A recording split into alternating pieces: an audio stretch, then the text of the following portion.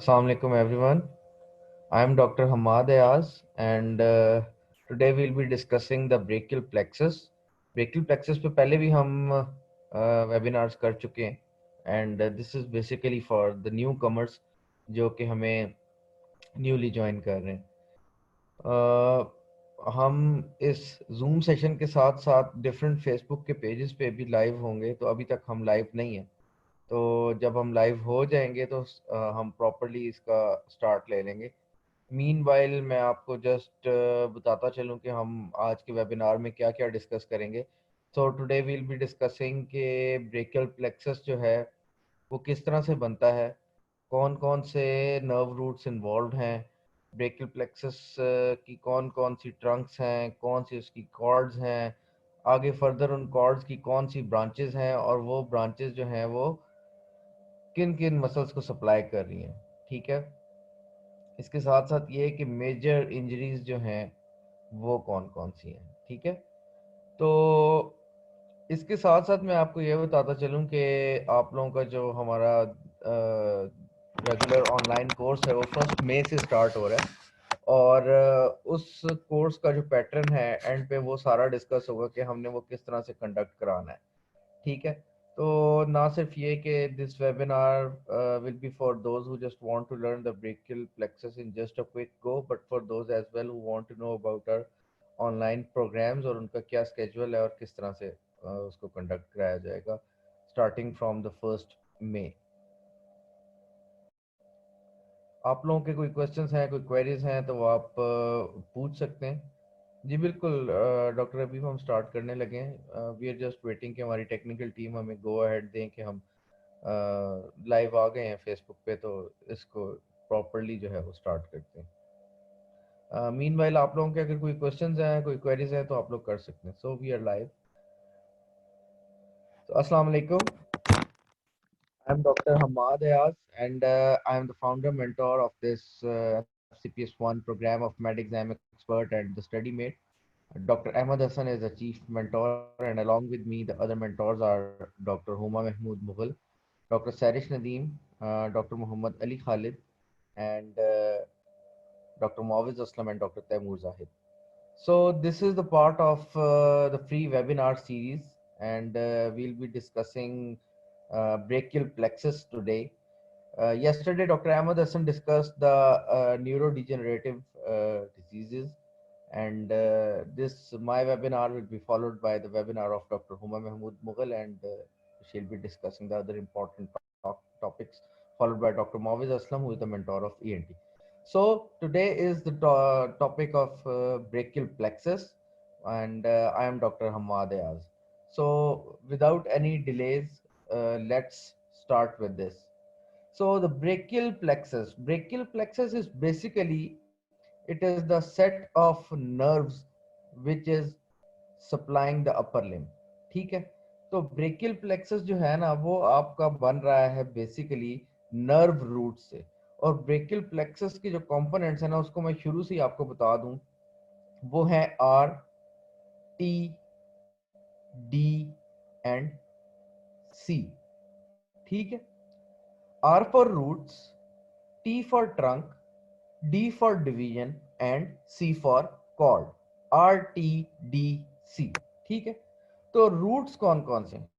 सबसे पहले तो ये पूछा जाता है कि रूट्स कौन से हैं ब्रेकियल प्लेक्सस के. So the roots are C5, C6, C7, C8 or T1. So these are the anterior or ventral rami of the nerve roots of C5, C6, C7, C8 और T1. तो एक जो आपका MCQ part 1 में आता है ना कि ब्रेकियल प्लेक्सस जिन नर्व रूट से बना है, दे आर द एंटीरियर और वेंट्रल रेमाई. ठीक है. तो ये चीज आपको एक रट्टी रटाई आनी चाहिए कि ये दीज आर द एंटीरियर और ventral रेमाई of C5, C6, C7, C8 and T1. ठीक है. अब आगे देखें कि ये जो नर्व रूट्स है ना ये कंबाइन होकर ट्रंक्स बना देंगी. ठीक है. ये कंबाइन होकर ट्रंक्स बना देंगी. कैसे? C5 और C6 मिलकर बना देती है अपर ट्रंक। ठीक हो गया। देन C8 और C8 और T1 ये मिलकर बना देती है lower trunk. And C7 as it is continue करती है।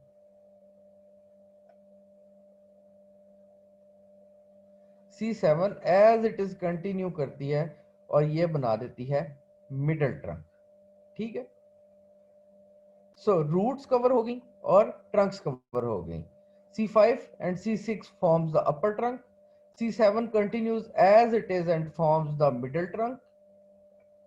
C8 and T1 combine and they form the lower trunk. अब इन ट्रंक्स की फर्दर जो है वो डिविजन हो जाती हैं। ठीक है। हर ट्रंक डिवाइड हो जाती है anterior division, posterior division, anterior division, posterior division, anterior division and posterior division. ठीक है। इनको हम लेबल कर लेते हैं, एंटीरियर एंड पोस्टीरियर। तो रूट्स हो गई, ट्रंक्स हो गई और डिविजन्स पे आ गए। हर ट्रंक की डिवीजन है। ठीक हो गया।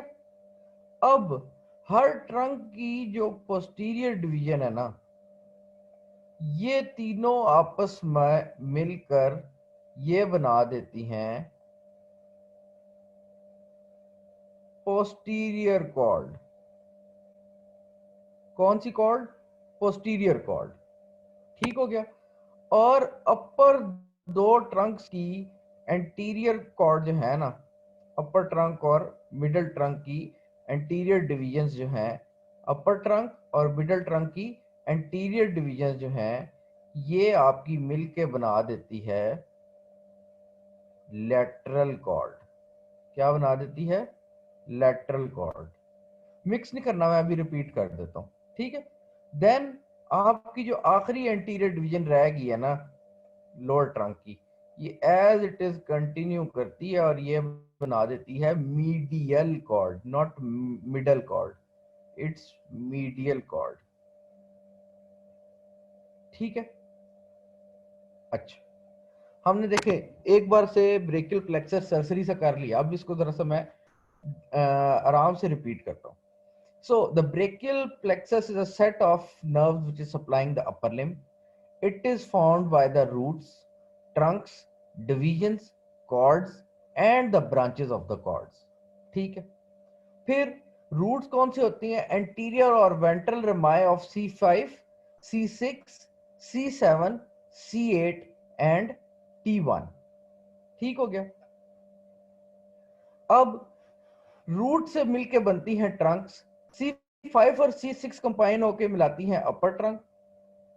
C7 as it is continue होती है और बनाती है मिडिल ट्रंक। C8 और T1 लोअर वाली जो है, ये दोनों कंबाइन होके बना देती हैं लोअर ट्रंक। हर ट्रंक डिवाइड हो रही है एंटीरियर और पोस्टीरियर डिवीजन में।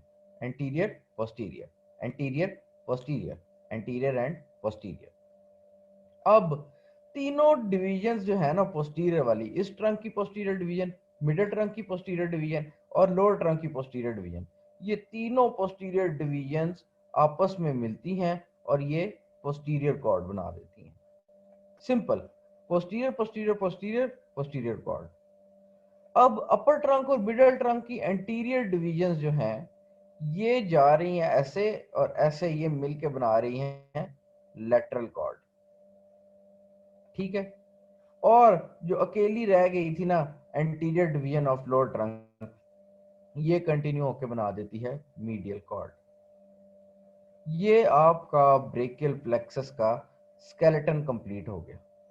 ठीक है। अब C5 से एक नर्व निकल रही है, C5 से एक नर्व निकल रही है, इसको हम बोलते हैं dorsal scapular nerve. Dorsal scapular ठीक है। अब ये जो नेम है ना इसका, इसमें डी और एस इंपॉर्टेंट है। डॉर्सल स्कैपुलर, मैं डी और एस पे स्ट्रेस इस वजह से दे रहा हूं, ये सप्लाई करती है लिवेटर स्कैपुली, लिवेटर स्कैपुली, और डी से रोम्बॉइड्स। ठीक है। Dorsal scapular nerve supplies levator scapulae and rhomboids. ठीक है। डी वाला रोम्बॉइड्स और लिवेटर स्कैपुली एस से, तो dorsal scapular nerve and rhomboids, it supplies the levator scapulae and rhomboids. अब C5, C6 और C7 से एक नर्व निकल रही है। कैसे, ये देखें। C5, C7, C5, C6 और C7 से ये नर्व निकल रही है और ये मिलके बना रही है long thoracic nerve, long thoracic nerve। ठीक है। ये लॉन्ग thoracic nerve आपकी बन रही है कहां से? C5, C6 और C7 से। अच्छा, ये जो लॉन्ग thoracic nerve है ना, ये आपकी सिरेटस एंटीरियर को सप्लाई कर रही है। ठीक है। सिरेटस एंटीरियर को सप्लाई कर रही है, और इस नर्व की इंजरी की वजह से स्कैपुला की एक पोजीशन हो जाती है जिसको हम कहते हैं विंगिंग ऑफ स्कैपुला। ठीक है। इस नर्व की इंजरी से क्या हो जाती है? Winging of scapula, winging of scapula. So this is the brachial plexus, जिसकी नर्व रूट्स हैं सी एंटीरियर और ventral rami of the C5, C6, C7, C8 and T1. C5 and C6 combine to form the upper trunk. C7 continues and forms the middle trunk. C8 and T1 combine to form the lower trunk. Her trunk की दो दो divisions हैं, anterior and posterior, anterior and posterior, anterior and posterior. तीनों Trunks की जो posterior divisions हैं ये combine होकर पोस्टीरियर कॉर्ड बना रही हैं। Then upper and middle trunk की जो इंटीरियर डिवीजन है ये दोनों कंबाइन होकर लेटरल कॉर्ड बना रही हैं। देन जो आखिरी लोअर ट्रंक की जो एंटीरियर डिवीजन रह गई थी, ये जाके मीडियल कॉर्ड बना रही है। सवाल ये पैदा होता है कि ये लेटरल कॉर्ड, मीडियल कॉर्ड और पोस्टीरियर कॉर्ड क्यों कहलाती हैं? क्योंकि इनके दरमियान में पड़ी हुई है एक्सिलरी आर्टरी। ये भी एमसीक्यू आता है, ये पेट एमसीक्यू है सीपीएसपी का। Axillary artery, not when, not nerve, axillary artery. इस एक्सिलरी आर्टरी से लेटरल कॉर्ड का रिलेशन ये है कि लेटरल कॉर्ड एक्सिलरी आर्टरी के लेटरल पड़ी हुई है, मीडियल कॉर्ड एक्सिलरी आर्टरी के मीडियल पड़ी हुई है, और पोस्टीरियर कॉर्ड एक्सिलरी आर्टरी के पोस्टीरियर पड़ी हुई है। इस वजह से इसको लेटरल कॉर्ड कहते हैं, इसको मीडियल कॉर्ड कहते हैं, इसको posterior cord, because of its relation with the axillary artery. ठीक है। तो 3-4 इंपॉर्टेंट एमसीक्यू क्या है? एक तो ये एंटीरियर वेंट्रल रमाई की से बन रही हैं, ये जो ब्रेकियल प्लेक्सस है इन नर्व रूट्स के एंटीरियर और वेंट्रल रमाई से बन रहा है। ठीक है। दूसरा, अपर ट्रंक कैसे बन रही है? C5 और C6 से। मिडिल ट्रंक कैसे बन रही है? C7 से। और लोअर ट्रंक कैसे बन रही है? C8 और T1 से। ये एमसीक्यू है। ठीक है। फिर क्या अगले क्या एमसीक्यू है कि जो आपकी डॉर्सल स्कैपुलर नर्व है वो किधर से निकल रही है? C5 से। और ये किसको सप्लाई कर रही है? Dorsal scapular rhomboids and levator scapulae को सप्लाई कर रही है। ये एक आपका इंपॉर्टेंट एमसीक्यू है। ठीक है। फिर लॉन्ग थ्रेसिक नर्व कहां से निकल रही है? C5, C6, C7 से। और ये किसको सप्लाई कर रही है? सिरेटस एंटीरियर को। इसकी इंजरी से क्या हो जाता है? Winging of scapula. ये एक इंपॉर्टेंट आपका एमसीक्यू है। देन ये जो आपकी कॉर्ड्स हैं, ये कॉर्ड्स के नेम्स किस स्ट्रक्चर के अलोंग रिलेशन से हैं? तो ये जो नेम्स हैं ये आपके एक्सिलरी आर्टरी के रिलेशन से। ठीक हो गया? यहाँ तक समझ आ गई आपको? अगर आप मुझे चैट बॉक्स में सिर्फ रिप्लाई कर दें कि आपको बिल्कुल क्लियर हो गया यहाँ तक, या यहाँ पे कोई इशू आ रहा है आपको? सर एक बार एंड ऑफ सेशन में जो ये ब्रेकियल प्लेक्सस के कॉर्ड्स हैं और जो एंटीरियर पोस्टीरियर रेमा है ये प्लीज रिपीट कर दीजिएगा। मैं ये अभी रिपीट कर देता, कोई इशू नहीं। हाँ सर, सॉरी वो एक्चुअली 5 मिनट्स का सेशन जो है मिस हो गया। Okay.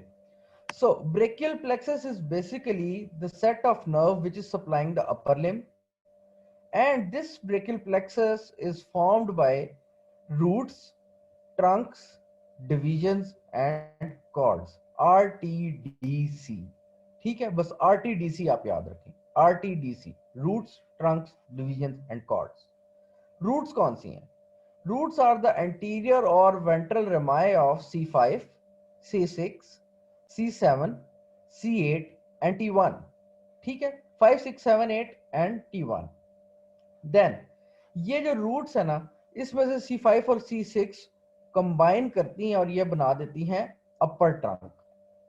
ठीक है, देन लोअर वाली दो कंबाइन करती हैं और ये बना देती हैं लोअर ट्रंक. अब आखिरी जो C7 रहेगी है, ये एज इट इज कंटिन्यू करती है और ये बना देती है मिडल ट्रंक. ठीक हो गया. तो ऊपर वाली दो मिलके C5 C6 मिलके बनाती हैं अपर ट्रंक, नीचे वाली दो C8 और T1 मिलके बनाती हैं लोअर ट्रंक, आखिरी C7 रह जाती है, ये एज इट इज कंटिन्यू करके बना देती है मिडल ट्रंक. अब हर ट्रंक एंटीरियर और पोस्टीरियर जो है ना, उसमें डिवीजन हो जाती है हर ट्रंक की, एंटीरियर पोस्टीरियर, एंटीरियर पोस्टीरियर, ये ए एंटीरियर ये P posterior, A anterior and P posterior. ठीक है. अब ये जो डिवीजन है, हम देखें रूट्स आर टी और डी, डी तक पहुंच गए, डिवीजन हो गए. आखिरी स्ट्रक्चर क्या है? कॉर्ड. अब हर जो डिवीजन है ना पोस्टीरियर वाली, तीनों पी पी एंड पी, तीनों ट्रंक्स की पोस्टीरियर डिवीजन, ये देखें, ये वाली पोस्टीरियर डिवीजन यहाँ पे गई, ये वाली पोस्टीरियर डिवीजन सीधी आगे गई और ये वाली पोस्टीरियर डिवीजन यहाँ पे गई और इसने जाके बना दिया पोस्टीरियर कॉर्ड. अब आपकी तीनों पोस्टीरियर डिवीजन यूज हो चुकी हैं. पीछे आपके पास तीन एंटीरियर डिवीजन रहेगी. इनमें से ऊपर वाली दो एंटीरियर डिवीजन मिलकर बना देती हैं लैटरल कॉर्ड, तो आपकी ये भी यूज होगी. पीछे आपके पास ये आखिरी रहेगी और ये एंटीरियर डिवीजन सीधी सीधी जाके मीडियल कॉर्ड बना देती है. सिंपल. ठीक है. तो इसको अगर मैं दोबारा भी बनाना चाहूँ ना, तो ये देखें कि C5, C6, C7, C8 और T1. अब आप मेरे साथ साथ इसको बनाएंगे, R, T, D and C, roots, trunks, division and cord. C5 और C6 मिलके क्या बनाएंगी? अपर ट्रंक. C8 और T1 मिलके क्या बनाएगी? Lower trunk. और C7 इसी तरह कंटिन्यू करके बना देगी मिडिल ट्रंक. अब हर ट्रंक डिवाइड हो रही है एंटीरियर और पोस्टीरियर डिवीजन में, एंटीरियर और पोस्टीरियर डिवीजन में, एंटीरियर और पोस्टीरियर डिवीजन में. ठीक है. Yes sir. अब तीनों पोस्टीरियर डिवीजन्स मिलकर बना रही हैं पोस्टीरियर कॉर्ड. अपर वाली दो एंटीरियर डिवीजन्स मिलकर बना रही हैं लैटरल कॉर्ड. और जो आखिरी ये एंटीरियर डिवीजन रह गई थी, ये आपकी कंटिन्यू होकर बना देगी medial cord. So this is the basic structure of the brachial plexus. This is the basic skeleton of the brachial plexus. अब जो मैंने दो तीन इंपॉर्टेंट बातें और बताई, वो ये कि ये जो कॉर्ड्स हैं, इन कॉर्ड्स के जो नेम्स हैं वो in relation to axillary artery हैं, not axillary nerve, not axillary vein. ये एक याद रखने वाली बात है, ये एमसीक्यूज में आ जाती है. बहुत ही इंपॉर्टेंट एमसीक्यू है पार्ट 1 का, कि ये एक्सिलरी आर्टरी है जिसकी वजह से होती है. दूसरी C5 से एक नर्व निकल रही है, डॉर्सल स्कैपुलर नर्व, और ये सप्लाई कर रही है रोम्बॉइड्स और लिवेटर स्कैपुली को. इसी तरह C5, C6 और C7 से लॉन्ग थ्रेसिक नर्व निकल रही है और ये आपकी सप्लाई कर रही है सिरेटस एंटीरियर को, और इसके डैमेज होने से विंगिंग ऑफ स्कैपुला हो जाती है. ठीक है. अब हम आगे करने लगे हैं इन कॉर्ड्स की ब्रांचेस. ठीक है. तो देखें कौन सी कॉर्ड थी हमारे पास? लैटरल कॉर्ड थी. ठीक है, लैटरल कॉर्ड. फिर हमारे पास थी मीडियल कॉर्ड. फिर हमारे पास थी पोस्टीरियर कॉर्ड। ठीक है, तो अब हम करने लगे हैं इनकी ब्रांचेस। ब्रेकियल प्लेक्सस तो आपको याद हो गया, मेरा नहीं ख्याल ये आपको भूलेगा अगर ये एक बार खुद ड्रॉ कर ले तो। जी सर, अब याद है। फिर देखें, लेटरल कॉर्ड की हैं 3 ब्रांचेस, मीडियल कॉर्ड की हैं 5 ब्रांचेस और पोस्टीरियर कॉर्ड की भी हैं 5 ब्रांचेस। अब हमें इन ब्रांचेस को पूरा करना है। इन ब्रांचेस को हम इस तरह से करेंगे कि आपने हर कॉर्ड की सिर्फ एक एक ब्रांच याद रखनी है, बाकी सारी कॉमन सेंस से हो जाएंगी। ठीक है, वो कैसे? देखें, अब ये लेटरल कॉर्ड है, इसकी ब्रांच है lateral pectoral nerve, lateral pectoral nerve. तो मीडियल कॉर्ड की कौन सी ब्रांच होगी? Medial pectoral nerve. ठीक है, देन लेटरल कॉर्ड की ब्रांच है lateral division of median nerve, lateral division of median nerve, MEDIAN, median nerve. तो मीडियल कॉर्ड की कौन सी ब्रांच होगी? Medial division of median nerve, medial division of median nerve. तो देखें, लेटरल कॉर्ड की 2 branches तो सीधी सीधी आपको अब याद हो जानी चाहिए, और मीडियल कॉर्ड की भी, कि लेटरल पेक्टोरल नर्व इसकी कौन सी है? Medial pectoral nerve. इसकी कौन सी सेकंड ब्रांच है? Lateral division of median nerve. इसकी कौन सी है? Medial division of median nerve. अब ये लेटरल और मीडियल डिवीजन दोनों मिलके आपकी मीडियन नर्व बना देती है। ठीक है, अब लेटरल कॉर्ड में कौन सी याद रखने वाली ब्रांच है? मस्कुलोकुटेनियस। ये आपको रट्टा लगाना पड़ेगा इस तरह से कि इसमें मस्कुलो एल आ रहा है तो मस्कुलोकुटेनियस, मस्कुलोकुटेनियस नर्व। ये आपको याद रखने वाली ब्रांच है आपकी लेटरल कॉर्ड में। तो ये देखें, आपकी 3 ब्रांचेस लेटरल कॉर्ड की पूरी हो गई हैं। अब मीडियल कॉर्ड में आपने कौन सी ब्रांच याद रखनी है? वो है आपकी अल्नर नर्व।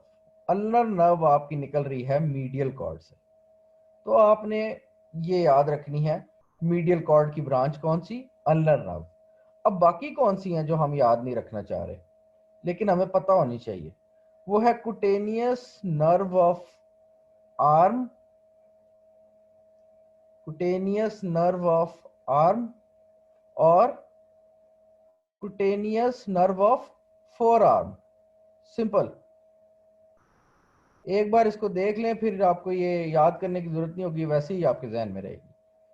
एक बार रिवाइज करते हैं। लेटरल कॉर्ड की 3 ब्रांचेस हैं, मीडियल कॉर्ड की 5 ब्रांचेस हैं और पोस्टीरियर कॉर्ड की 5 ब्रांचेस हैं। ठीक हो गया। फिर कौन कौन सी हैं? पहली branch lateral pectoral nerve, medial cord की पहली ब्रांच मीडियल पेक्टोरल नर्व। फिर लेटरल कॉर्ड की दूसरी branch lateral division of median nerve और मीडियल कॉर्ड की दूसरी branch medial division of median nerve. फिर लेटरल कॉर्ड की याद रखने वाली ब्रांच है मस्कुलोकुटेनियस और मीडियल कॉर्ड की याद रखने वाली ब्रांच है अल्नर नर्व। देन बाकी 2 कौन सी है? Cutaneous nerve of the arm and cutaneous nerve of the four arm. खत्म। ठीक है, देन अब आ जाते हैं पोस्टीरियर कॉर्ड पे। पोस्टीरियर कॉर्ड की याद रखने वाली जो ब्रांचेस है ना, वो 2 हैं। कौन कौन सी? एक है एक्सिलरी नर्व और एक है रेडियल नर्व। एक्सिलरी नर्व और दूसरी रेडियल नर्व, ये याद रखने वाली है। बाकी कौन सी हैं? बाकी है जी, पहली ब्रांच अपर सबस्कैपुलर और दूसरी लोअर सबस्कैपुलर। सिंपल। पीछे रहेगी तीसरी, तो ये है थोरैको डॉर्सल, थोरैको डॉर्सल।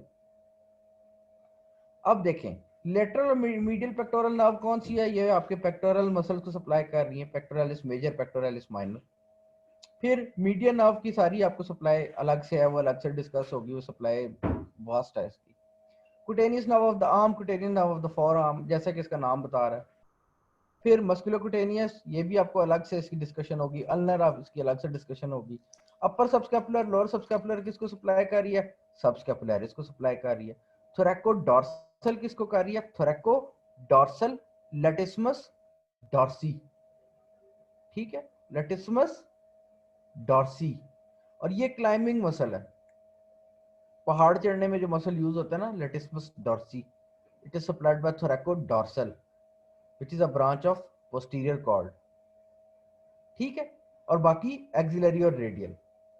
तो ये ब्रांचेस बहुत ही इजी हैं और ये रटने वाली नहीं है, बस एक बार समझने वाली है।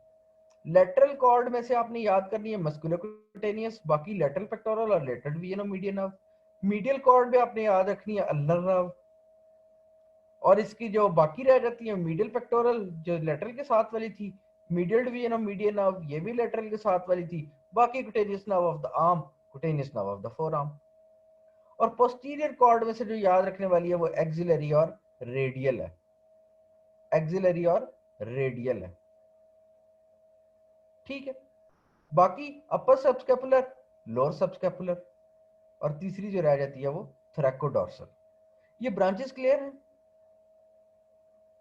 Yes sir. कोई क्वेश्चन अभी तक? नो सर, क्लियर है। ओके, सो इसके बाद हम जो इम्पोर्टेंट चीज है उस पर जा रहे हैं। दो इम्पोर्टेंट इंजरीज हैं वो हमें आनी चाहिए इससे रिलेटेड। अपर ट्रंक की इंजरी खास तौर पे ना, अपर ट्रंक। तो जो अपर ट्रंक है वो किससे बन रही है भला? ये देखिए, C5 और C6, C5 and C6 are forming the upper trunk. अब ये एक बंदा है,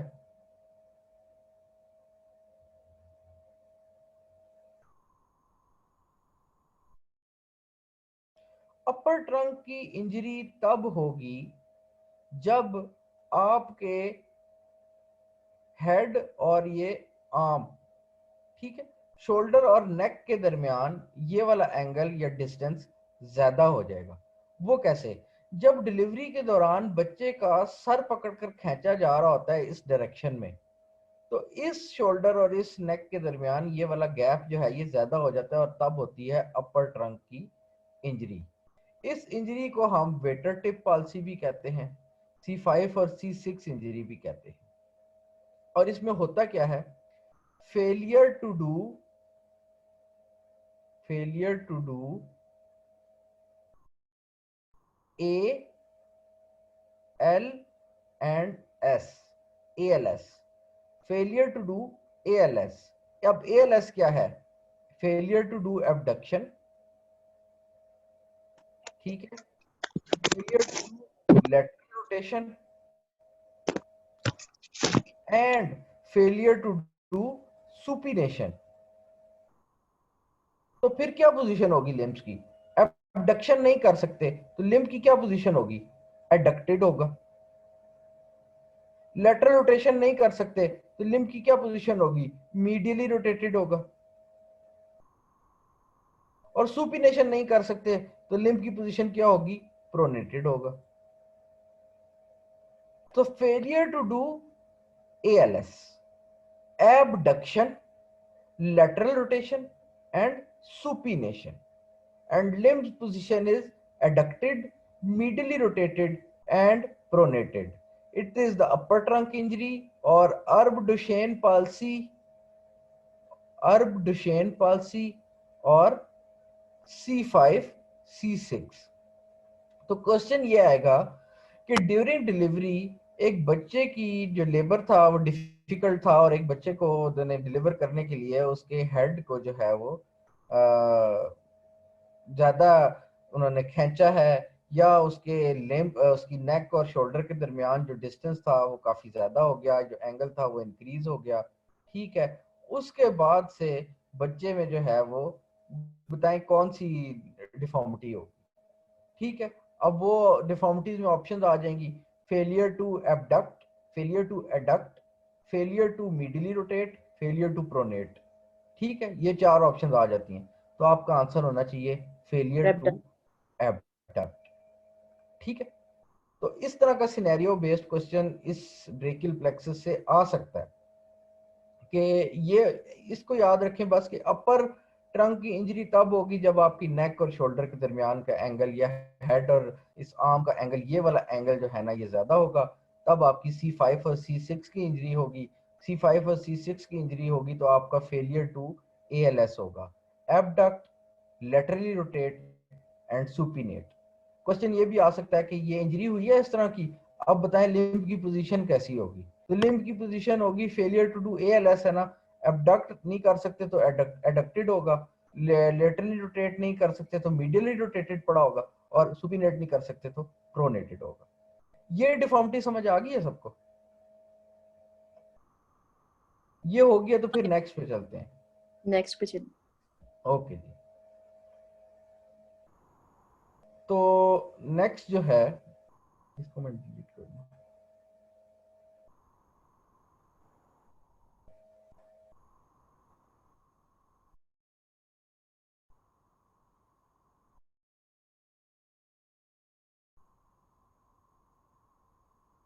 अच्छा, नेक्स्ट चीज है हमारी, जिस तरह अपर ट्रंक की हमने की है ना पॉलिसी, अब हम करेंगे लोअर ट्रंक की। अब लोअर ट्रंक में आप ये देखें कि हमारे पास ये वाला एंगल इंक्रीज हो जाता है, आर्म और ये जो बॉडी है, ठीक है। जब भी ये एंगल इंक्रीज हो जाता है, इनके दरमियान डिस्टेंस इंक्रीज हो जाएगा ना, तो लोअर ट्रंक की पॉलिसी हो जाएगी। अब लोअर ट्रंक किससे बनी हुई है? लोअर ट्रंक देखे बनी हुई है C8 और T1 से। इस इंजरी की हम डिस्कशन करने लगे, ठीक है। जब भी आर्म और बॉडी के दरमियान का एंगल इंक्रीज होगा, अब वो कैसे होगा देखें, एक बंदा गिरा है, फर्ज करें एक पैराशूट से वो लैंड कर रहा था और वो गिरा है किसी जंगल में, और उसने एक दरख्त, जब वो नीचे गिर रहा था उसको एक दरख्त की टहनी नजर आई और उसने दरख्त की टहनी को जोर से हाथ से पकड़ लिया। तो जब हाथ से पकड़ने से उसकी बाजू एकदम ऊपर जाएगी ना, तो ये इसका और इसका डिस्टेंस इंक्रीज हो जाएगा और उसको लोअर ट्रंक की पॉलिसी हो सकती है, C8T1 पॉलिसी हो सकती है। तो इस तरह का सिनेरियो आएगा कि a man was falling and he suddenly grasped a branch of a tree. After that he has a deformity named as, answer होगा क्लॉ हैंड। बस ये याद रखने की जरूरत नहीं है कि फलाने मसल इन्वॉल्व हुए, फलाना ये हो गया वो गया, कुछ भी नहीं। सिर्फ आपको नाम पता हो, क्लॉ हैंड, इसको कहते हैं Klumpke's palsy, Klumpke's palsy, claw hand, lower trunk involve है, C8T1 इन्वॉल्व है, और C8T1 जो है आपके distal muscles of the hand को कंट्रोल कर रही है, distal muscles of the hand को कंट्रोल कर रही है। तो पार्ट 1 के हिसाब से ना ये इंपॉर्टेंट नहीं है कि कौन से मसल जो है जी कॉन्ट्रैक्ट कर गए, कौन से मसल रिलैक्स कर गए। पार्ट 1 का आपको ये पता होना चाहिए सिनेरियो क्या आना है। सिनेरियो इस तरह का आना है कि ये और ये एंगल इंक्रीज हुआ है, फिर आगे उन्होंने कहना है कि जी बताएं कौन सी ट्रंक इन्वॉल्व हुई है, आपको ये पता हो कि लोअर ट्रंक इन्वॉल्व हुई है। फिर आपको ये पता हो कि लोअर ट्रंक बनी हुई है C8 और T1 की नर्व रूट से बनी हुई है। फिर आपको ये पता हो कि C8 और T1 की नर्व रूट्स जो है वो सप्लाई कर रही हैं distal muscles of the hand को। और फिर ये पता हो कि C8 और T1 के डैमेज होने से क्लॉ हैंड बन जाता है, और इसको हम क्लम्पकिंस पॉलिसी भी बोलते हैं।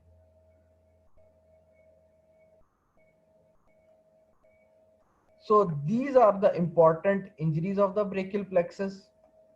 This is the basic anatomy of the brachial plexus, and these are the branches of the brachial plexus. So I'll repeat it. Sorry, एक flying discussion करेंगे इसकी. So the brachial plexus is the set of nerve which is supplying the upper limb. It is formed by the roots, trunks, divisions, and the cords. Roots are the anterior or ventral rami of C5, C6, C7, C8, and T1. C5 and C6 combine to form the upper trunk. C7 continues as it is to form the middle trunk. C8 and T1 combine to form the lower trunk. ठीक है, हर trunk divide हो रही है anterior और posterior division में। तीनों posterior division combine करके posterior cord बना रही हैं। अपर वाली दो एंटीरियर डिवीजन कंबाइन होकर लेटरल कॉर्ड बना रही हैं, और लोअर ट्रंक की एंटीरियर डिवीजन कंटिन्यू होकर मीडियल कॉर्ड बना रही है। इन कॉर्ड्स को उनके नाम एक्सिलरी आर्टरी के साथ इनके रिलेशन की वजह से दिए गए हैं। C5 से एक नर्व निकल रही है, उसको हम डॉर्सल स्केपुलर नर्व कहते हैं, जो कि रोम्बॉइड्स को, D से रोम्बॉइड्स और लिवेटर स्केपुली को सप्लाई कर रही है। C5, C6 और C7 से एक नर्व निकल रही है, लॉन्ग थोरेसिक नर्व, जो कि सिरेटस एंटीरियर को सप्लाई कर रही है और इसकी इंजरी से विंगिंग ऑफ स्केपुला हो जाती है। ठीक है, this is the basic structure of brachial plexus. अब इन कॉर्ड्स की जो ब्रांचेस हैं, लेटरल कॉर्ड की 3 ब्रांचेस, मीडियल कॉर्ड की 5 ब्रांचेस और पोस्टीरियर कॉर्ड की 5 ब्रांचेस हैं। कौन कौन सी? लेटरल कॉर्ड की lateral pectoral nerve, medial cord की मीडियल पेक्टोरल नर्व, दोनों पेक्टोरल्स मेजर और माइनर को सप्लाई कर रही है। फिर दूसरी branch lateral division of median nerve, medial division of median nerve, ये दोनों मिलके मीडियन नर्व बना रही हैं। फिर लेटरल कॉर्ड की याद रखने वाली branch musculocutaneous nerve, medial cord की याद रखने वाली ब्रांच अल्नर नर्व। बाकी दो ब्रांचेस कौन सी रहेगी? Cutaneous nerve of the arm, cutaneous nerve of the forearm. Posterior cord पे आ जाए, पोस्टीरियर कॉर्ड की याद रखने वाली जो ब्रांचेस हैं वो एक्सिलरी एंड रेडियल नर्व है। ठीक है, पता जिनको हो बस, वो कौन सी है? Upper subscapular, lower subscapular, subscapularis को सप्लाई कर रही है, अपर पार्ट और लोअर पार्ट को respectively. Then thoracodorsal nerve, thoracodorsal nerve supplies the latissimus dorsi which is the climbing muscle। ये नर्व इंजर होगी है, आप क्लाइंब नहीं कर सकते। It is the strongest muscle, it is the climbing muscle, पहाड़ पे चढ़ने के लिए हेल्प करता है। ठीक है, these are the branches of the cords of the brachial plexus। Then injuries, if there is increased angle or increased gap between the neck and the shoulder, upper trunk की इंजरी हो जाएगी। अपर trunk में कौन सी nerve involve है? Nerve root C5 और C6 involve है। अपर trunk की injury से क्या हो जाएगा? Failure to do ALS, failure to do abduction, abduction, lateral rotation and supination. इसको हम अबडुशेन पाल्सी भी बोलते हैं। ठीक है, इसको हम C5 C6 भी बोलते हैं इंजरी, इसको हम अपर ट्रंक इंजरी भी बोलते हैं। Limb will be in the position of adduction, limb will be medially rotated and limb will be pronated and it is also known as the Witter tip palsy। Then अगर आपके arm और body के दरमियान आपका distance increase हो गया है, इसको हम कहते हैं लोअर ट्रंक पाल्सी या क्लम्पकिस पाल्सी या क्लॉ हैंड। और ये इसमें जो नर्व रूट्स इन्वॉल्व हैं वो C8 और T1 है। C8 और T1 आपकी सप्लाई कर रही है distal muscles of the hand को और इसकी इंजरी की वजह से आपका क्लॉ हैंड बन जाता है। ठीक है, now this is all about the brachial plexus। I hope you got the concept कि पार्ट 1 में brachial plexus को किस तरह से अप्रोच करना है और इसमें कौन कौन से क्वेश्चंस आने हैं और इसका आपको क्या क्या पता होना चाहिए और क्या क्या नहीं पता होना चाहिए। ठीक है, तो जो नहीं पता होना चाहिए ना, वो सारी डिटेल्स है मसल्स की, और जो पता होना चाहिए वो ये है कि कॉर्ड्स, डिवीजन और रूट्स जो हैं वो कौन सी हैं, कैसे बन रही हैं, उनकी इंजरीज कौन सी इंपॉर्टेंट है, उनकी इंजरीज में क्या चीज याद होनी चाहिए। ठीक है, और सिनेरियो किस तरह से आ सकता है, क्योंकि अब पार्ट 1 के क्वेश्चन कुछ ना कुछ कंसेप्चुअल होते जा रहे हैं, आहिस्ता आहिस्ता पूल चेंज हो रहा है, तो कुछ आपको सिनेरियो बेस्ड क्वेश्चन की भी आदत होनी चाहिए, जो कि इस तरह से अगर आप पढ़ें या हमारे लेक्चर्स देखें तो आपको आइडिया हो जाएगा। ठीक है, so this is all about the brachial plexus। I'll be telling you about the May course जो कि हमारी नेक्स्ट अटेम्प्ट जो अगस्त में है, जो उसके बारे में। ठीक है, so the courses we are offering are the medicine and allied, surgery and allied, diagnostic radiology, gynae, ENT, eye and dentistry। जो लोग जनरल प्रिपरेशन के लिए पैथोलॉजी और साइकेट्री कर रहे हैं, उनका हमारे मेडिसिन वाले कोर्स से ही कवर हो जाता है सब कुछ। So what are we doing is that हम डिस्कशन कर रहे हैं सारे टॉपिक्स की, जितने भी FCPS 1 के टॉपिक्स हैं उन सब के लेक्चर्स आपको वेबसाइट पर मौजूद मिलेंगे, already pre recorded, available to you 24/7 every time. ठीक है, throughout the day available होंगे।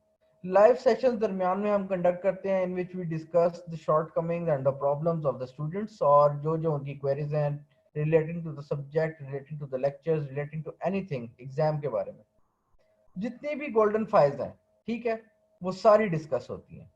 बेशक वो SK की हैं, बेशक वो हमारी FCPS मेड गोल्ड रिकॉल्स हैं। ठीक है, वो सारी हम डिस्कस करते हैं। इस कोर्स के एंड पे 2 मॉक एग्जाम लिए जाते हैं, which are exactly based on the CPSP exam type. Website पे ही लिए जाते हैं ऑनलाइन, आप घर बैठे इसको फिल करते हैं क्वेश्चंस को, और अगर आपका रिजल्ट, हमारा जो पासिंग क्राइटेरिया है दैट इज 65%, क्योंकि एग्जाम जो है हम टफ बनाते हैं एज कम्पेयर टू सीपीएसपी। ठीक है, इसके साथ साथ होता क्या है, जिस वक्त आप ज्वाइन करते हैं इस कोर्स को, आपको एक ईमेल प्रोवाइड कर दी जाती है जिसमें आपका सारा स्केड्यूल होता है, जो कि मैं अभी आपको दिखाऊंगा, जो कि हमारा अगस्त का स्केड्यूल है, जो हमारा फर्स्ट मई से जो कोर्स स्टार्ट हो रहा है उसका स्केड्यूल मैं आपको दिखा देता हूँ और डिस्कस कर लेते हैं कि किस तरह से उस स्केड्यूल को आगे फॉलो किया जाएगा। सो ईमेल में ये आपको स्केड्यूल मिल जाएगा।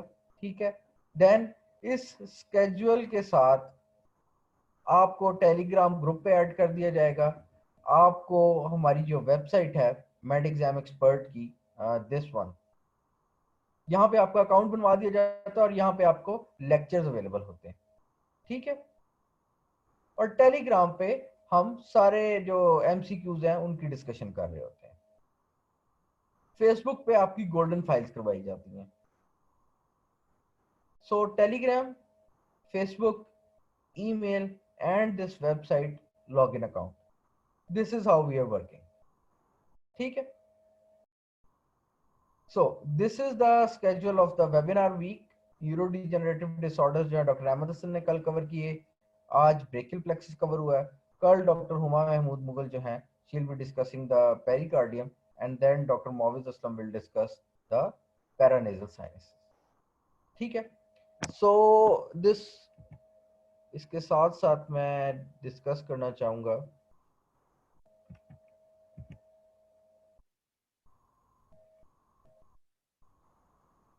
जो हमारा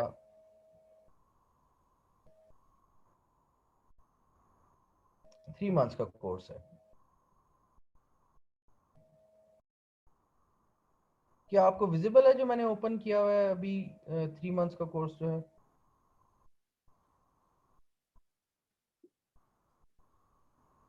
सर सिर्फ लोगो शो हो रहा है। अच्छा, मैं शेयर करता हूँ।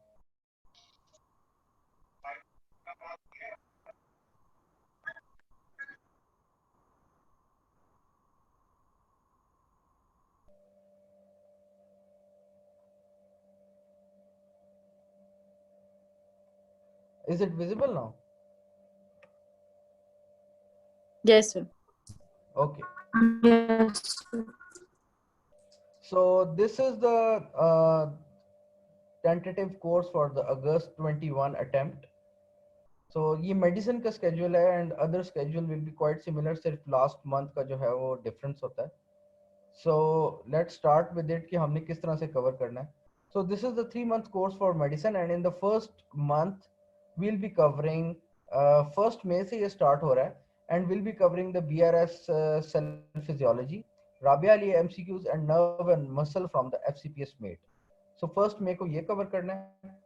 देन सेकेंड मई से लेकर फिफ्थ मई तक will be doing the respiratory system, and इस 1 2 3 एंड 4 days पीरियड में हमने जो है BRS रेस्पिरेशन खत्म करनी है, देन फर्स्ट एड से खत्म करनी है, देन FCPS मेट करनी है, एंड देन राबिया अली। तो करना क्या है कि सबसे पहले FCPS मेट से हमने रेस्पिरेटरी सिस्टम खत्म कर लेना जो भी पॉइंट फॉर्म में दिया हुआ है। ठीक है, देन FCPS मेट से करने के बाद आपने हमारे जो लेक्चर्स हैं वो देख लेने हैं, और लेक्चर्स देखने के बाद आपको फर्स्ट एड सिर्फ रीड करने की जरूरत पड़ेगी, आपको खुद ब खुद समझ आ रहा होगा कि ये क्या बताया हुआ है, क्योंकि सारे लेक्चर्स जो हैं वो फर्स्ट एड से हमने उर्दू की फॉर्म में, और BRS फर्स्ट एड और BRS उर्दू में हमने उसको इजी कॉन्सेप्ट्स करके, इसी तरह जिस तरह ब्रेकियल प्लेक्सस डिस्कस हुआ है, सिर्फ वो चीजें उठाई हैं जो कि पार्ट वन में आती हैं, जो कि कॉन्सेप्ट बेस्ड हैं, जो कि पार्ट वन में बार बार रिपीट होती हैं।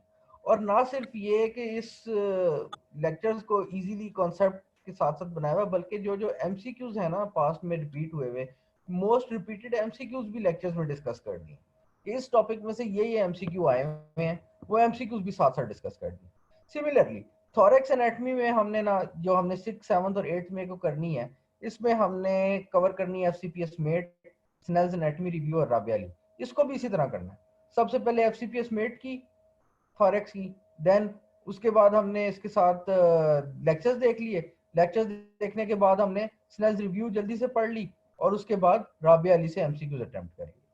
तो फर्स्ट मंथ में बिल्कुल यही पैटर्न रहेगा कि एफसीपीएस मेट, देन आपके लेक्चर्स, देन आपकी बुक, बीआरएस या फर्स्ट एड। अगर आपके पास टाइम कम है आप बीआरएस स्किप करके सिर्फ फर्स्ट एड कर लें। बीआरएस आप छोड़ सकते हैं अगर आप को लग रहा है कि आपसे इतना कवर नहीं हो रहा, सो बट फर्स्ट एड को आप नहीं छोड़ सकते। फर्स्ट एड मस्ट डू है। टाइम कम है, फर्स्ट एड लाजमी कर लें, बीआरएस को आप स्किप कर दें। ये आइडियल केस है कि आप बीआरएस करें। हम अपने स्टूडेंट्स को ये रिकमेंड करते हैं कि आप फर्स्ट एड कर लें। अच्छा, देन ये फर्स्ट मंथ ना, इसको हम फेज वन कहते हैं। इस फेज वन में हम थ्योरी कवर कर रहे हैं, और थ्योरी कवर करने का हमारा पैटर्न यही रहता है, बेशक एनाटॉमी हो, फिजियोलॉजी हो, पैथोलॉजी हो। एफसीपीएस मेट पहले, देन हमारे lectures, then first aid, and then Rabia Ali से वही टॉपिक सारे। कार्डियोवास्कुलर को हम 9 से 12 मई के दरमियान कवर कर रहे हैं। इसमें भी FCPS Met, then lectures, then first aid, and then Rabia Ali, both physiology and pathology MCQs. Eid holidays जो है हमने रखी हैं आपकी दो, 13 और 14। ठीक है, इसमें आप इंजॉय करें, रिलैक्स करें, और बिल्कुल पढ़ाई से दूर रहें। ठीक है, इन 2 दिनों में आपने बिल्कुल नहीं पढ़ना। अब आ जाती है 2 छुट्टियों के बाद वापस पढ़ाई पे, और फिर जीआईटी सिस्टम जो है ना, वो आपका 15, 16 और 17 को कवर, 3 दिनों में आपने जीआईटी कवर करना है। लेक्चर्स लाजमी देखने हैं, कुछ मिस हो जाता है तो बाकी चीजें स्किप कर सकते हैं, लेक्चर स्किप नहीं कर सकते। ठीक है, लेक्चर्स आपने साथ साथ देखने हैं, बिकॉज जिसने लेक्चर देख लिया वो बुक नहीं भूलता, लेकिन जिसने बुक पढ़ी और लेक्चर नहीं देखे वो भूल जाएगा। ठीक हो गया। टेम्परेचर रेगुलेशन कहीं से करने की जरूरत नहीं है, सिर्फ एफसीपीएस मेट से करें, और ये एक दिन में करें। एब्डोमेन सेम, एफसीपीएस मेट और lectures, then Snell's, then Snell's anatomy review, and then Rabia Ali के एमसीक्यू। जनरल पैथोलॉजी बीआरएस से करें या पैथोमा से कर लें, हम बीआरएस से रिकमेंड करते हैं। जिसने पहले की हुई है वो पैथोमा से बेशक करें। देन ब्लड आ गया, 28 टू 30 मई में कवर करना है। बायोस्टैट्स लेक्चर्स मौजूद हैं, लेक्चर्स देखें और एक दिन में इसको खत्म करें। मस्कुलोस्केलेटल सिस्टम बहुत इंपॉर्टेंट है, इस वजह से हमने इसको ज्यादा टाइम दिया, 3 दिन दिए। और इसमें फिर हमारे वही Rabia Ali, FCPS Met, lectures and first aid. ठीक है, सेकंड मंथ में भी हमारा अभी फेज वन ही चल रहा है। फेज वन इज थ्योरी, लेकिन इस थ्योरी में हम साथ साथ राबिया अली खत्म करते हैं। अपर लिम्ब एनाटमी 3 दिन, 4, 5 और 6 जून। और इसमें आपको अपर लिम्ब इसी तरह Snell, FCPS Met, lectures, Snell's review and Rabia Ali. Then nephrology, nephrology भी इसी तरह खत्म करेंगे 7, 8 और 9 जून, 3 दिन में। हेड एंड नेक 1, 2, 3 और 4 दिन में। अच्छा, ये इंपॉर्टेंट है, neuro anatomy, neurophysiology and neuropathology. ये आप कैप्लन से करनी है, कैप्लन से करें। फर्स्ट एड से करनी है बेशक यहाँ से, लेकिन लेक्चर्स देखकर। हमारे जो ये लेक्चर्स है ना इसके न्यूरो एनाटमी के, दीज आर द बेस्ट। ये बहुत ही टाइम के बाद और बहुत ही मेहनत के बाद न्यूरो के लेक्चर्स बनाए हैं। और ये स्नेल से, ये फर्स्ट एड से, ये कैप्लन से, और ये पास्ट जो गोल्डन फाइल्स है उनसे एमसीक्यूज उठाकर हमने इनको लेक्चर्स में बनाया है। और these lectures are worth doing. ठीक है, they will not only cover the neuroanatomy, they will only also cover the neurophysiology as well as the neuropathology। और उसके बाद आप राबिया अली के एमसीक्यूज कर लें। तो न्यूरो को हमने टाइम जो दिया है 1, 2, 3, 4, 5 और 6। इनिशियली हम 5 दिन देते थे, बट स्टूडेंट्स ने कहा कि हम 5 दिन में नहीं होता, तो हमने एक दिन एक्स्ट्रा इस पर ऐड किया। देन लोअर लिम्ब को 3 दिन, एम्ब्रियोलॉजी को 3, 4 दिन, एम्ब्रियोलॉजी को 4 दिन और एंडोक्रिनोलॉजी को 3 दिन। Same pattern, same pattern. Genetics और बायोकेमिस्ट्री आपने सिर्फ और सिर्फ एफसीपीएस मेट और राबिया अली से करनी। अब थर्ड मंथ में हमारा देखें, यहां से फेज 2 स्टार्ट हो रहा है 8 जुलाई से। ठीक है, रिप्रो आपने 3 दिन में कवर की और पेरिनियम आपने 4 दिन में। ठीक है, अब हमारा फेज 2 स्टार्ट हुआ है, which is only and only MCQ practice. इसमें बुक्स कौन सी फॉलो करनी है? FCPS met gold recall 7, 8, 9, 10, FCPS met gold recalls 11 and FCPS met gold recalls 12। और जो पुराने फाइल्स हैं वो एफसीपीएस मेट वालों की सीरीज उसमें मौजूद नहीं है, तो वो एसके की आप गोल्डन फाइल्स 1 to 6 कर सकते हैं। उसमें हमने गोल्डन फाइल्स 1 और 2 जो है वो 8 जुलाई को करनी है। इसी तरह फाइल्स हमने डिवाइड किए, दो दो गोल्डन फाइल्स एक दिन में। ये तकरीबन तकरीबन आपका 800 एमसीक्यू बन जाता है। तो एक दिन में आपने 800 एमसीक्यू की प्रैक्टिस करनी है।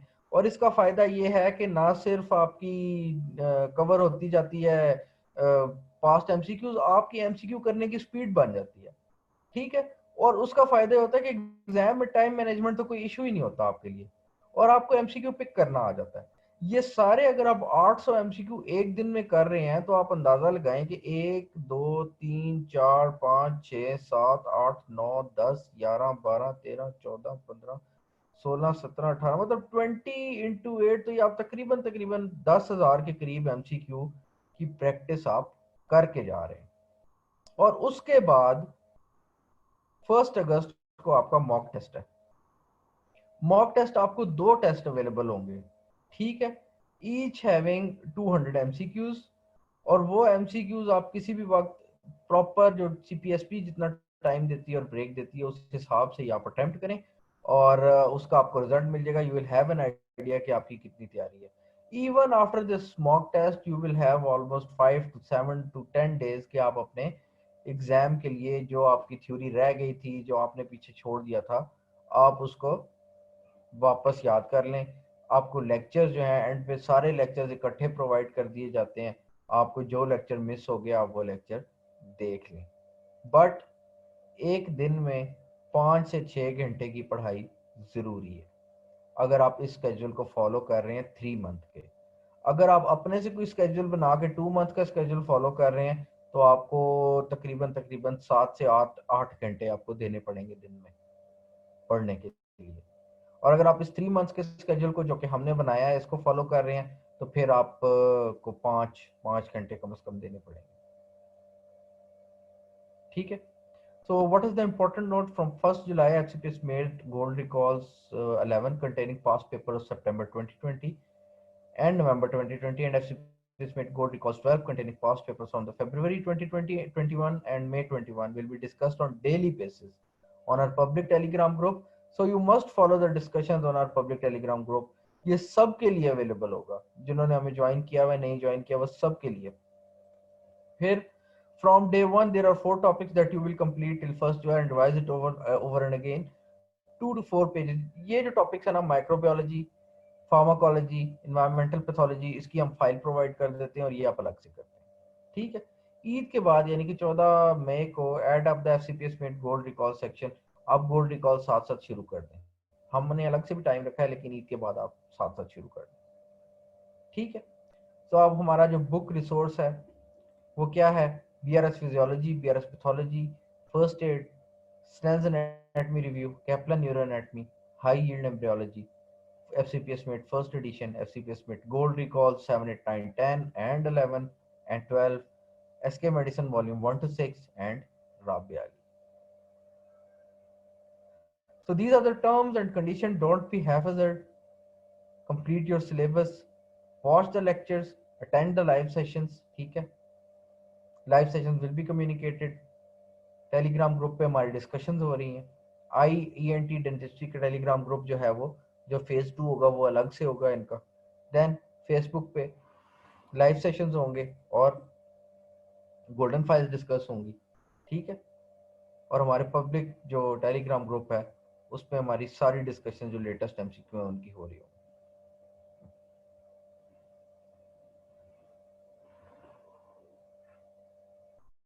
So these are our books. You can contact Zubair Book Depot for this, for ordering FCPS Mate Volume 1, FCPS Mate Gold Recall. This is the FCPS Mate Volume 1 and this is the FCPS Mate Gold Recall 7, 8, 9, 10. This is the FCPS Mate Gynae and Obs, जिसमें gynae के सारे जितने भी past MCQs हैं वो available है। ठीक है। सो अगर आपके कोई क्वेश्चंस हैं आप पूछ सकते हैं।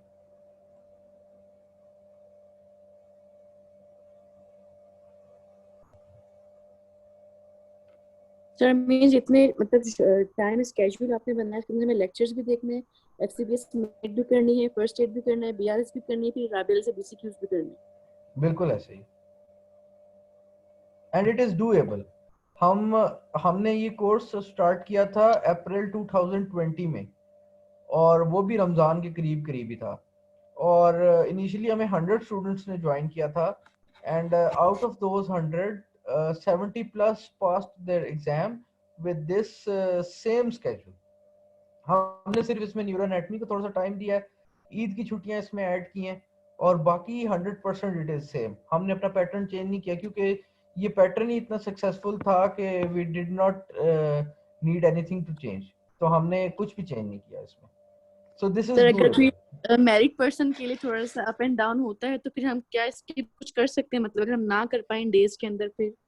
हाँ, देखें, जो लोग मैंने पहले ही बताया कि दो तरह के कोर्स हैं। एक 3 मंथ्स का है जो हमारा रेगुलर कोर्स है, उसमें तो आप ये स्केड्यूल फॉलो करेंगे जो 3 मंथ्स का मैंने आपको बताया, और इसमें आप 4 से 5 घंटे पढ़ेंगे। जो सेकंड ऑप्शन मैंने आपको दी वो 2 मंथ्स की थी। 2 मंथ्स का जो कोर्स है उसमें आपको पढ़ना पड़ेगा कम से कम 7 से 8 घंटे, लेकिन 2 महीने के लिए।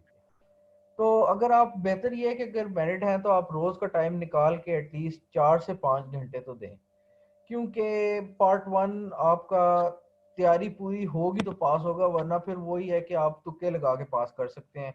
वो तो किसी की भी किस्मत लग सकती है, उसमें फिर आपको पढ़ने की भी जरूरत नहीं है, आप बस पास MCQ करें और तुक्के लगाते जाएं जितनी अटेम्प्ट्स आप दे सकते हैं।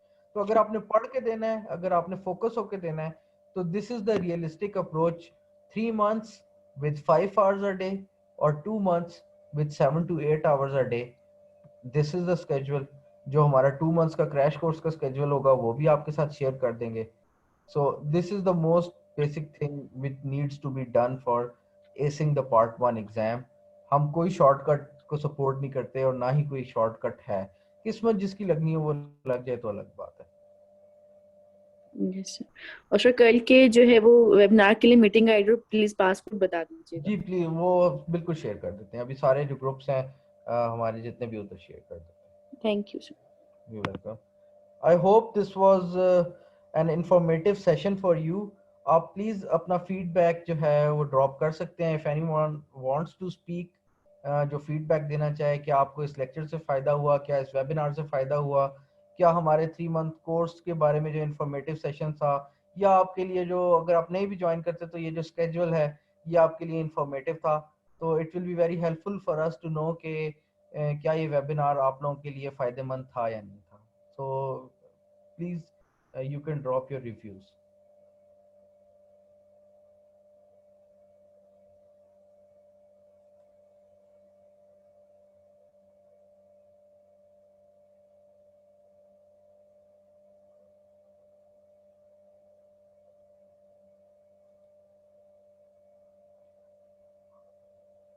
Okay, thank you so much. So with this, I'll be signing off. I'm Dr. Hamad Ayaz, the founder mentor of this program, along with the chief mentor, Dr. Ahmed Hassan, and other mentors, Dr. Huma Mahmood, Dr. Muawiz Aslam, Dr. Ali Khalid Sheikh, our social media team coordinator, Dr. Sara Arshad, Dr. Akib, Dr. Rihan. Jazakallah khair.